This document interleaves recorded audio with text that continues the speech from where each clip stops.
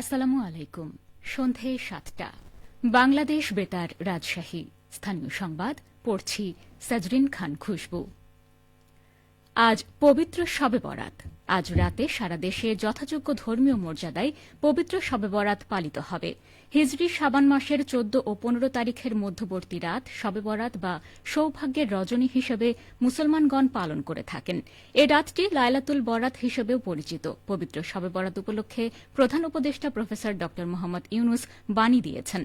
বাণীতে প্রধান উপদেষ্টা প্রফেসর ড মোহাম্মদ ইউনুস পবিত্র শবে বরাতকে আল্লাহর রহমত লাভের এক অসাধারণ সুযোগ হিসেবে গ্রহণ করে দেশ ও জাতির কল্যাণে প্রার্থনা এবং মানব কল্যাণে আত্মনিয়োগ করার আহ্বান জানান। এ উপলক্ষে আগামীকাল সরকারি ছুটি থাকবে।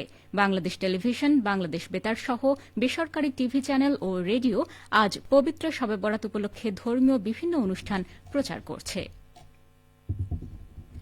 আগামীকাল একদিনের সফরে রাজশাহীতে আসছেন স্বরাষ্ট্র উপদেষ্টা লেফটেন্যান্ট জেনারেল মোহাম্মদ জাহাঙ্গীর আলম।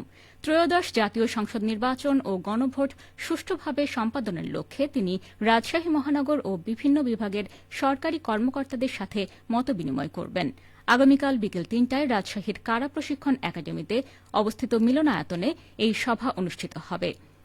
সভায় রাজশাহী বিভাগীয় কমিশনার, রাজশাহী রেঞ্জের ডিআইজি, পুলিশ কমিশনার, জেলা প্রশাসক, পুলিশ সুপার, আঞ্চলিক নির্বাচন অফিসার, জেলা নির্বাচন অফিসার, উপজেলা নির্বাচন অফিসার, বিভিন্ন থানার অফিসার ইনচার্জ সহ নির্বাচন সংশ্লিষ্ট সকল বাহিনীর কর্মকর্তারা উপস্থিত থাকবেন।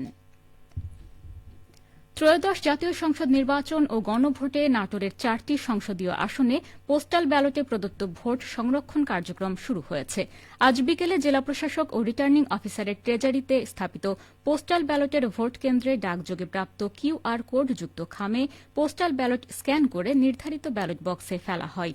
এ সময় উপস্থিত ছিলেন পোস্টাল ব্যালট ভোট কেন্দ্রের দায়িত্বপ্রাপ্ত কর্মকর্তা ও অতিরিক্ত জেলা প্রশাসক রাজস্ব আসমা খাতুন, জেলা নির্বাচন অফিসার মোহাম্মদ নজরুল ইসলাম, নাটোর প্রধান ডাকঘরের পোস্টমাস্টার মোহাম্মদ শফিকুল ইসলাম ও জেলা প্রশাসনের নির্বাহী ম্যাজিস্ট্রেট মোহাম্মদ সালাহ উদ্দিন।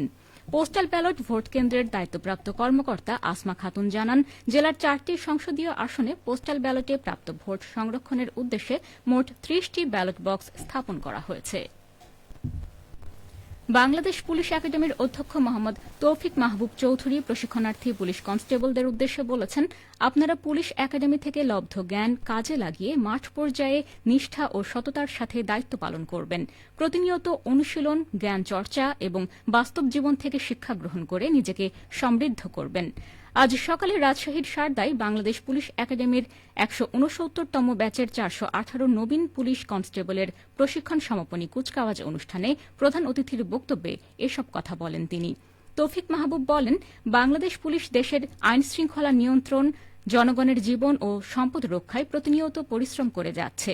আইনের শাসন প্রতিষ্ঠা, দুষ্টের দমন ও শিষ্টের পালনের মাধ্যমে রাষ্ট্র এবং জনগণের জানমালের নিরাপত্তা প্রদানের পাশাপাশি সমাজে শান্তি শৃঙ্খলা বজায় রাখা পুলিশের প্রধান দায়িত্ব।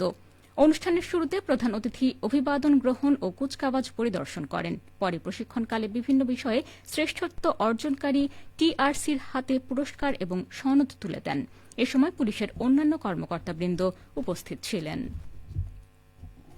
বিএনপি চেয়ারম্যানের উপদেষ্টা ও রাজশাহী ২ আসনের বিএনপি মনোনীত এমপি পদপ্রার্থী মিজানুর রহমান মিনু নেতাকর্মীদের নিয়ে নির্বাচনী গণসংযোগ ও প্রচারণা চালিয়েছেন।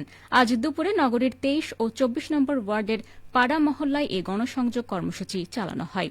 গণসংযোগকালে মিনু বলেন, বিএনপি ক্ষমতায় গেলে জনগণের মৌলিক অধিকার নিশ্চিত করা হবে। রাজশাহী মহানগরীর প্রতিটি ওয়ার্ডে নাগরিক সেবা, শিক্ষা, স্বাস্থ্য ও কর্মসংস্থানের সুযোগ বাড়ানো হবে। রাজশাহী মেট্রোপলিটন পুলিশের পৃথক অভিযানে ১৭ জনকে গ্রেপ্তার করা হয়েছে। নগরীর বিভিন্ন থানা ও ডিবি পুলিশের অভিযানে তাদের গ্রেপ্তার করা হয়। আজ বিকেলে রাজশাহী মেট্রোপলিটন পুলিশের মিডিয়া সেল থেকে পাঠানো প্রেস বিজ্ঞপ্তিতে এ তথ্য জানানো হয়। এর মধ্যে ওয়ারেন্টভুক্ত আসামি ৩ জন, মাদক মামলায় ২ জন ও অন্যান্য মামলার ১২ জন রয়েছে। গ্রেপ্তারকৃতদের বিরুদ্ধে আইনগত ব্যবস্থা গ্রহণ করা হয়েছে। সবশেষে আবহাওয়া। আজ রাজশাহীতে সর্বোচ্চ তাপমাত্রা ছিল ২৭.৭ ডিগ্রি এবং সর্বনিম্ন ১২.৭ ডিগ্রি সেলসিয়াস। সন্ধ্যা ৬টায় বাতাসে আপেক্ষিক আর্দ্রতার পরিমাণ ছিল ৮০%। রাজশাহী ও পার্শ্ববর্তী এলাকায় আগামীকাল সূর্যোদয় ভোর ৬টা ৪৫ মিনিটে। সংবাদ শেষ হল। আমাদের পরবর্তী স্থানীয় সংবাদ প্রচারিত হবে আগামীকাল সকাল ৮টা ১০ মিনিটে।